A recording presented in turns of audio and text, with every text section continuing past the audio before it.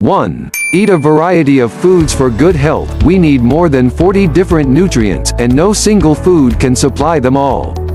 It is not about a single meal, it is about a balanced food choice over time that will make a difference. A high-fat lunch could be followed by a low-fat dinner. After a large meat portion at dinner, perhaps fish should be the next day's choice. 2. Base your diet on plenty of foods rich in carbohydrates. About half the calories in our diet should come from foods rich in carbohydrates, such as cereals, rice, pasta, potatoes, and bread. It is a good idea to include at least one of these at every meal. Whole grain foods, like whole grain bread, pasta, and cereals, will increase our fiber intake. 3. Replace saturated with unsaturated fat. Fats are important for good health and proper functioning of the body. However, too much of it can negatively affect our weight and cardiovascular health. Different kinds of fats have different health effects, and some of these tips could help us keep the balance right. We should limit the consumption of total and saturated fats, often coming from foods of animal origin, and completely avoid trans fats. Reading the labels helps to identify the sources.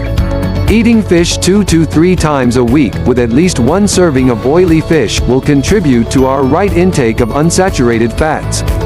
When cooking, we should boil, steam or bake, rather than frying. Remove the fatty part of meat. Use vegetable oils. 4. Enjoy plenty of fruits and vegetables. Fruits and vegetables are among the most important foods for giving us enough vitamins, minerals and fiber.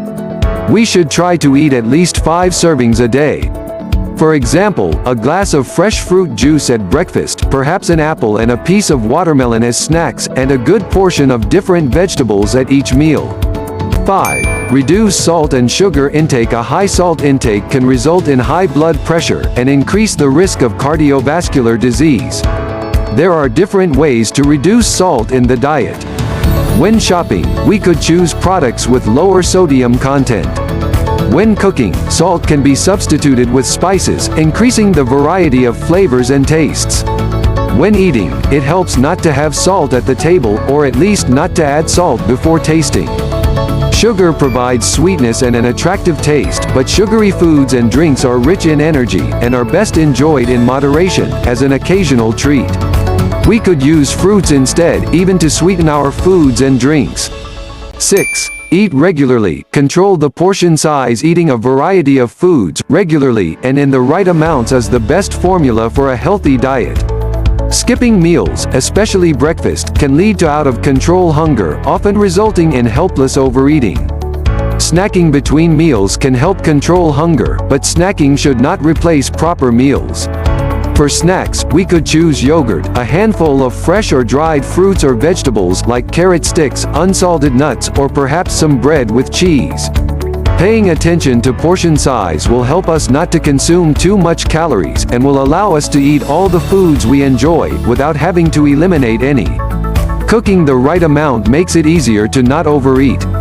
Some reasonable serving sizes are 100 grams of meat, 1 medium piece of fruit, half a cup of raw pasta. Using smaller plates helps with smaller servings. Packaged foods, with calorie values on the pack, could aid portion control. If eating out, we could share a portion with a friend. 7. Drink plenty of fluids. Adults need to drink at least 1.5 liters of fluid a day. Or more if it's very hot or they are physically active. Water is the best source, of course, and we can use tap or mineral water, sparkling or non-sparkling, plain or flavored. Fruit juices, tea, soft drinks, milk and other drinks can all be okay, from time to time. 8. Maintain a healthy body weight. The right weight for each of us depends on factors like our gender, height, age, and genes. Being affected by obesity and overweight increases the risks of a wide range of diseases, including diabetes, heart diseases, and cancer. Excess body fat comes from eating more than we need. The extra calories can come from any caloric nutrient, protein, fat, carbohydrate, or alcohol, but fat is the most concentrated source of energy. Physical activity helps us spend the energy, and makes us feel good. The message is reasonably simple: if we are gaining weight, we need to eat less and be more active. 9. Get on the move, make it a habit. Physical activity is important for people of all weight ranges and health conditions.